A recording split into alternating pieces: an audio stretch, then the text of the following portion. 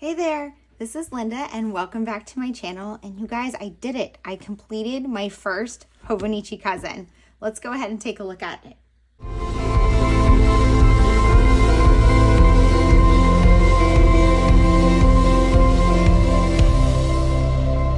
Okay, so I finished this journal and I have been someone where if you followed me for a while and you've seen all of my scrapbooking projects, I do tend to follow through and finish projects. That said, with journals and things, I often tend to abandon them because I make a conscious choice to say that they're not working for me. And this one, you guys, this worked for me. And I made it through the entire year. Now, I didn't know what to expect when I started this. And this is my very first Hobonichi product ever. And I originally purchased this with the thought that it would be kind of more of a planner, notes, a catch-all type of thing than a journal. And I bought something else to be my journal. And I wasn't thinking that my daily journal would be in here. Although in 2023 was when I really wanted to commit to keeping a daily journal. And I ultimately did. What I ended up doing was kind of modifying what I did in here over the year, and I will give you a look at that. We're going to look through the entire thing. I'm not going to go into every single page in a ton of detail because we would be here forever, but I do have full walkthrough videos of every single month on my YouTube channel if you want to see any month in more detail. But now I'm wanting to do kind of just one video of a full flip through and my reflections on my first year in a Hobonichi Cousin. Before I open it, I do want to say I added a few stickers on here. This one was from the Paper Person shop, previously Kelly Perky, and I believe they're out of business, I'm not sure. And this one was from Life Love Papers Patreon. And what I did was I used these stamps, which are one of my favorites. I have them linked in the description box below, and I just added the year 2023 on here with Stays On black ink, which I also have linked down below. And that way this is going to live archived on my shelf, so I will be able to see that this is 2023. You can see it bulked up a decent amount because I did add some stuff in here. And in 2024, I also got a Hobonichi Cousin, and it's probably going to bulk even more than this one because I didn't really find my groove in here till the end of the year. So I had just some random notes here in the beginning. This page, I had added some kind of key notes of which daily pages had important information that I needed to reference because I did use the daily pages as sort of planning, catch-all, random collections, and sometimes there were things I really needed to reference, and this way I was able to know kind of where those were. I didn't use this page at all. And this is the index, what you could use an index, but I used it as a tracker. And I absolutely loved it as this. I did my tracking the entire year except for this one vacation that I took in February. And basically I changed it a few times throughout the year, but it was pretty much planning, budgeting, yoga or Pilates, my steps, whether I did some other exercise, journaling, being crafty, cleaning up the house, cleaning the kitchen, and reading. And I think I changed it up a few things, but that was pretty much what I planned throughout the year, what I tracked. I did do some rainbow colors for most of it, and I did that to follow the weeks so that all the red are the Mondays, and then it goes orange is Tuesday, yellow is Wednesday, and continue on, so you can kind of see the trends. You can see I was much better at getting stuff done on the weekends because I had more free time. So that's why the pink and the purple has more. And I like to be able to see those trends. I did fall off on the colors at the end of the year simply because I don't want to have to carry that many markers around with me all the time. At the bottom here, I had this little extra space, and what I decided to use this for was to track long-term cleaning or projects that I needed to do at a certain point in time. For example, I had deep cleaned my stove hood filter, and so I had that in January, and I think I have it scheduled again, here in May. And I just wrote the date on there. So this one is in May, it has a 23. That means I accomplished that on May 23rd. Then moving into the monthlies. I struggled with these at first. I wasn't sure what to do with them. I originally used them as future planning. and I had a task list here. I didn't really do December because it wasn't fully moved into this yet. But I had a task list here of like cleaning and things that I wanted to get done, which that worked, and I ended up carrying that through the full year. But then this was like future planning. Down here, I was like, I kind of wanted to do some decoration. I wanted it to look better. So in February, I did do some like notes and decoration and like filling in afterwards. And it just was too time consuming. I didn't have the time for that. I didn't love how it looked. It was like hard to do that with the future planning. So I moved away from that. You can see I tried it again at the beginning of March and add a little decoration, but I mostly moved away from that and used it for future planning. And that's kind of what I stuck with throughout the year. So these monthly spreads are pretty basic. I did add a color to each one just to kind of add some sort of decor for that month, and then to use as my headers over here for my task list. But this was pretty much future planning. I didn't come back and like fix it when things changed, unless it was, you know, before, but it like after the fact, if something didn't happen, I didn't go back and fix it because this wasn't really memory keeping. This was more just future planning. And in 2024, my Hobonichi Cousin is purely a journal. I have a separate planner for future planning, which I decided makes way more sense for me. So I think a lot of why I struggled with this is, as a journal, I wanted it to be pretty. As a planner, I wanted it to be functional. And it was very hard for me to have it be both. I did add some washi here in November and December to add a little bit more into it, but generally it was a future planning and not really that fun. There's a few spreads here for 2024. I had used them just to write a few things down before I got my 2024 planner. And then here I had started to do some swatching, and I ended up not following through with it. The weekly spreads, I would say this is what I struggled with the most. So again, I started this out being super functional, trying to make it, you know, be my schedule. There was a lot of blank stuff in here. I made some task lists here. I made my meal planning, a to-do list, which was functional, and I did stick with a lot of this for most of the year. But this part I really struggled with, like trying to figure out what to use it for. So I did it as future planning. I didn't love it. I felt like it was wasted space. There was a lot of empty space. It was nice to have that view, but I did have that in my monthly. The hourly, while I really liked it, it was hard to kind of figure out how it would work. I did use these to try to track like my work hours and my daughter's work hours, but my work hours vary every day, and I don't know them until that day, because it's kind of like I work until I finish whatever I'm working on or till I'm like done. Sometimes I know ahead of time I have to leave, but like here I ended up working, you know, this looks like really late. It looks like I worked from 7 to 7, and like there's no way that I would have done that intentionally. You can even see here, it looks like I thought I was going to be done at 3. I did 7 to 3, and then I added in that extra piece to try to get that marked in.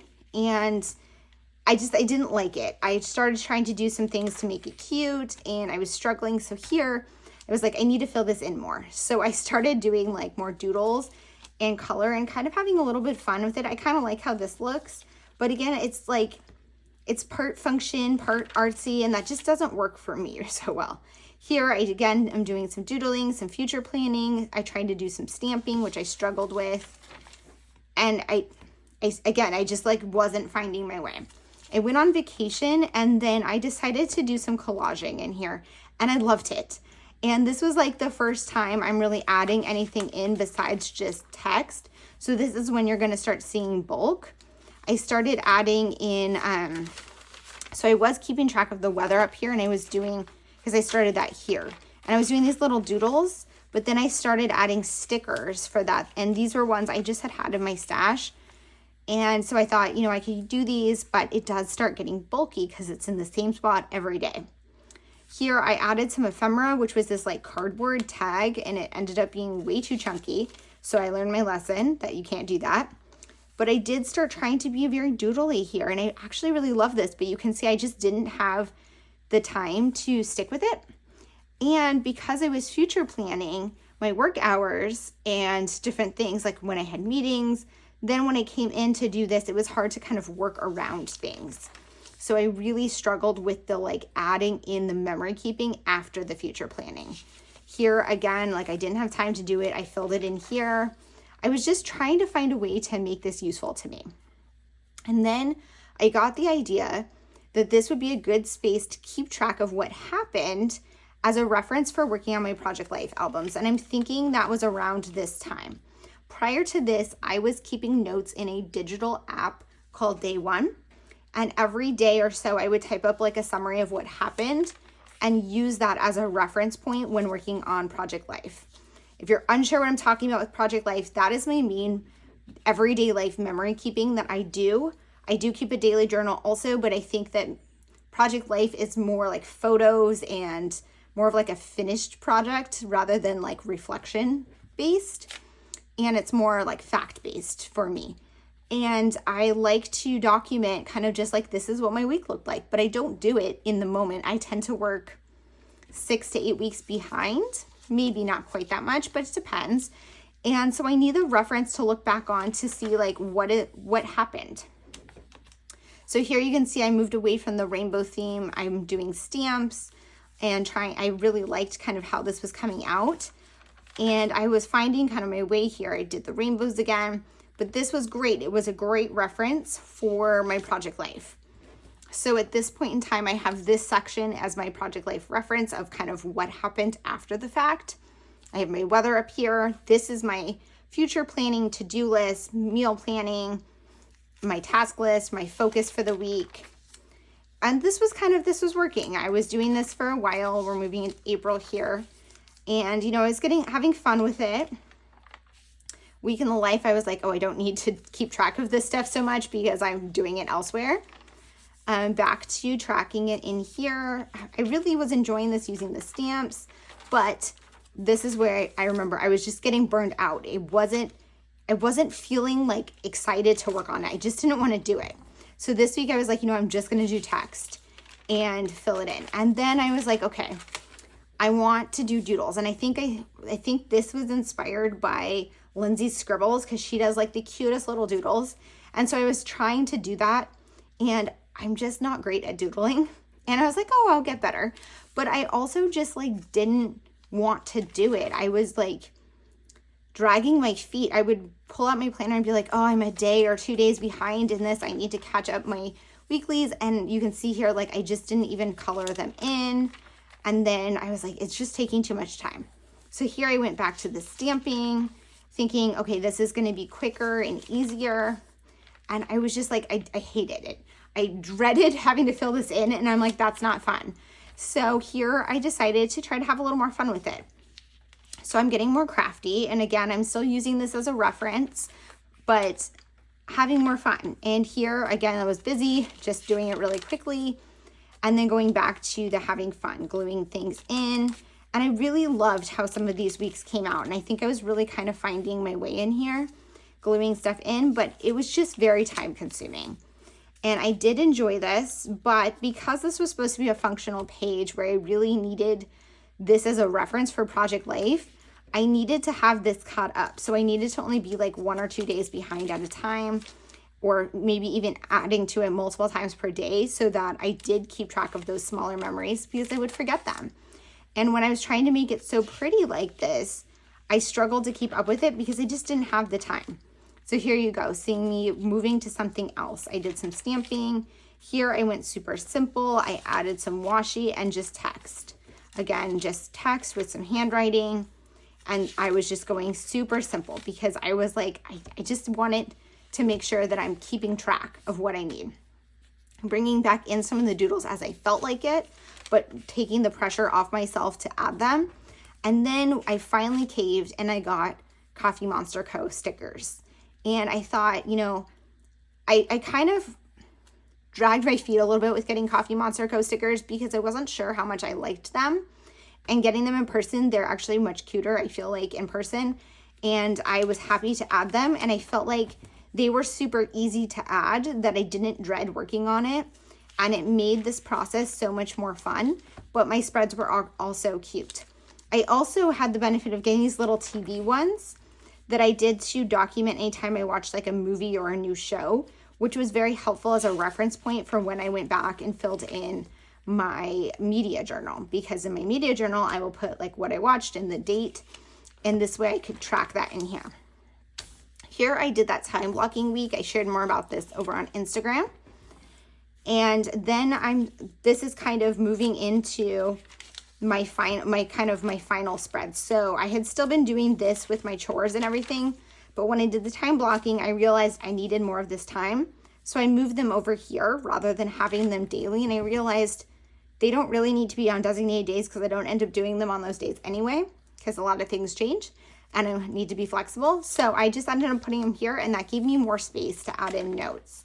And this kind of became my final format at the end of the year. So I had my weather across the top, my task list and chores over here, my priorities for the week, my meals across the bottom, a washi strip just to break up the page, and then here was all of my memories to keep track of what I needed to keep track of for project life purposes, plus all of the little pieces to decorate it from the Coffee Monsterz Co. I also added in some text and stuff as I was feeling like it, but the main decoration were the Coffee Monsterz Co stickers, and I'm continuing that in 2024.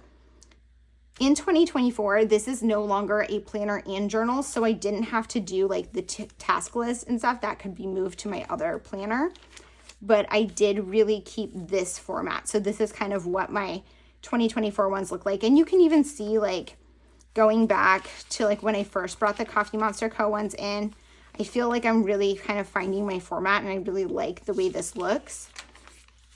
And I just feel like I'm getting better, like I'm improving in my journaling and my aesthetics. So I'm very, very happy with this being a full year of weeklies. The turning the page to a new year, I set some goals for the year at the beginning of the year, and I did come back and check them off occasionally. I didn't really look at this that much, but it was nice that I had it here. And in 2024, I am still setting goals, but I'm doing them differently. Then moving into the dailies. I'm not going to talk through the dailies as much as I was in the weeklies and stuff, because this video will be way too long.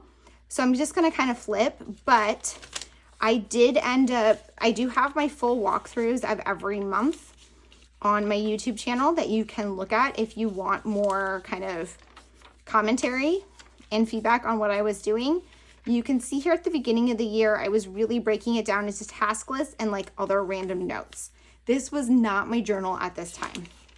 I was keeping a separate daily journal, and part of doing that made me struggle to fill in these pages. I had a lot of blank pages or empty spaces in here, and because it's still January, I was so excited to fill it in, but like there were pages where I just didn't get to them. I was doing kind of goals on these pages at the beginning of the month, but it was more space than I needed. So I had a lot of blank spaces. I had a lot of like things that I just didn't use, which is fine. That's part of the story. But I kind of struggled with balance between my daily journal and here. Here I totally switched up the style, trying something new, inspired by someone on Instagram. And I think if you go back and look at the video of this month, you will be able to, I'll tell you more about who I was inspired by at the time. I don't know, but I did make these lists of some of my favorite accounts to follow for journal spreads. And here we go. I'm bringing some color back in. I liked the clean and simple style, but I can't avoid color for very long. And then in March, I started adding in stuff. Like I started printing things out, and that is something I loved. I printed out some photos, which is something I haven't been doing a ton, but printing out memes and screenshots of things has been something I have stuck with. Moving into March, I started doing my daily journaling in here, and I felt like this was way more full. I enjoyed it a lot more. But at some point during the year, I do move back to a separate journal. I had a lot of like running lists in here for projects. I have daily journaling. I have my task list. I still have some blank pages. Then in April, I think at this point I was really kind of finding my groove. I really started loving some of my pages. I think prior to this, I was still figuring out the Tomo River paper, figuring out my style. And, you know, here, oh, there's like some adhesive. You know, here I was really starting to love it. So here, this is me starting my new other journal and taking my journaling out of here and back to just the notes pages. But now I did have the things I was gluing in to add in some more, or to fill in more space. And that is something I'm continuing to do in 2024, is print out like these screenshots of things that are inspiring me online and adding them. Either they're things that are funny or pretty or inspirational and like memes and stuff, and just adding them to my journal because they are a part of my story and I do want to document them. I'm just not really like, I didn't really have a good home for them prior to having this as a place just to put these things in. And so I do love that in here. I think it makes more sense in it as a daily journal, which is what I ultimately get to. But at this point, I think I'm still doing my journaling in my small planner, or the small Hobonichi A6. Here, I was actually using this as a commonplace book too, where I'm putting in like plans, and this right here is a craft planner. I'm doing it to fill, I put collections in here. I'm taking notes from reading. I have like random notes in here of things. I really was practicing my handwriting and getting a lot better. I can just see the progress through the year and I love it. I have collections. But in 2024, like, so at this point in the year, things were starting to converge and everything was falling into this one planner. And it helped, but it also didn't. I am someone who likes things separate. So this page here, which is like reading notes, and this being like daily task lists and stuff, this is super fun in the like Hobonichi style of something that a lot of people do in their cousin. It just doesn't work for me. I like this to be just one thing, or like be a set thing for place for certain things, and stuff like my reading notes, I like those being elsewhere. So in 2024, I have those in a separate commonplace book. Here, I'm starting to think about my 2024 lineup. I know it's only July at this point, but I was very excited because I knew that this, I knew how I felt about the cousin at this point, and I knew that what I was using it for wasn't the best use for me, but I knew that I loved it, and I wanted this planner to be in my lineup in 2024. I started doing these like striped titles. I was really using a lot of these are the Tombow dual brush pens. I used those for a while in here. I moved away from them because they are just so big, and I don't love, they're hard to like pair colors and find coordinating colors, and there's so many of them. They're hard to like move around. So I did move away from it, but I love how some of these like came out. I started adding like sticky notes to add some extra, some of them are just covering up things, but some of them are to add some extra notes. Trying out different handwriting, which I do really love this. These aren't great, but I love the style, and you can see like this is super messy. But I started practicing and getting better, and this at this point I'm hitting September. I can see like so much progress. So if you are someone who like sees this and is like, oh my gosh, I really want to do a journal or use a Hobonichi Cousin, but mine's not going to look that great. And maybe mine's not your example, but there's some out there that are so pretty. Looking at this, I'm just seeing this is so nice compared to what it was like at the beginning of the month or the year. Yeah, practice makes progress. Exactly. This is just so much growth through the year. I love that I have this like archive of what my year looked like, and the ability to put this on my shelf and flip through it when I want to think, okay, what was 2023 like? There's so much goodness in here, you guys. So excited to have this, and the fact that I stuck with it all year. I'm so proud of myself. And I'm excited that I'm using it again in 2024. So eventually I will have a collection of these on my shelf. I don't see myself moving away from this in 2025. but you never know. I'm not putting any like restrictions on myself, but I do think that this is something that really works for me. And 2023, I was just finding my way. But again, you see I'm gluing in things from magazines. I still have my printouts. I have my sticky notes. I was really finding my style in here. I have my journaling in here again, but my task lists are still in here. So that is what moved out of it in 2024 when I really kind of found my way in here, because the journaling and like the decoration stuff, I think really, really works for me. I do love the washi, adding in magazine pieces, a lot of text, like large words. I have certain like styles that I go back to again and again, and I like that. In December here, getting towards the end of the year, really finding kind of my groove in here. And I feel like I finished off 2023 feeling really solid in this planner. Here's just the last few days, moving into the end of the year.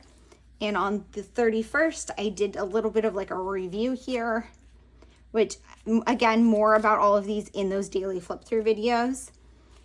And then at the end, I had a few things. So here was a long-term cleaning tracker, and these things have moved into my planner for the next year. This one I had to cover a lot up, but this is like financial trackers and like when I pay my bills. These are more like detailed cleaning, and then I have some like passwords and that type of thing in here. This is like a pen test page. This one I ended up not really using. I started like tracking what I was watching. My 100, I wanted to do like 100 memorable moments from the year, but I didn't really stick with it, and like I kind of didn't even start it till later in the year, so I missed things. I'm doing this again in 2024, and I think, you know, I'll stay more on top of it. I never did these pages. And then this is the other one that I really liked. I started doing as a no sugar, and then I just like quit doing that in January and was like, no, I don't actually want to quit sugar. So it was just a wasted page, but I'm happy to have another one this year.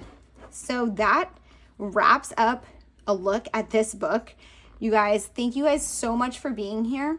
If you have any questions or comments, please leave them down below. If you want to see more of this Hobonichi Cousin, check out my playlist of all of my cousin walkthroughs from 2023. And I will again be sharing monthly flip throughs of my 2024 Hobonichi Cousin, as well as my other planners and journals. I hope that you guys enjoyed this video, and I hope to see you guys on the next one. Bye.